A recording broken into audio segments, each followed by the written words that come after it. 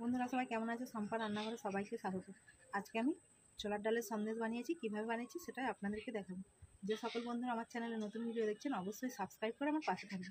ছোলার ডালটা আগে থেকে একটু সেদ্ধ করে রেখেছিলাম, এবার বেটে নিচ্ছি।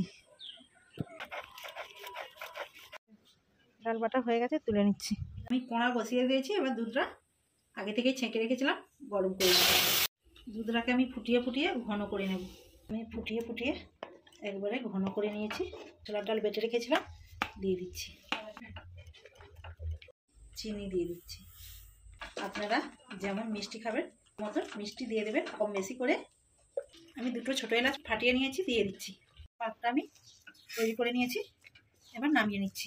এখন হালকা গরম আছে, এই অবস্থাতেই আমি সন্দেশের পাকটাকে তুলে নিচ্ছি।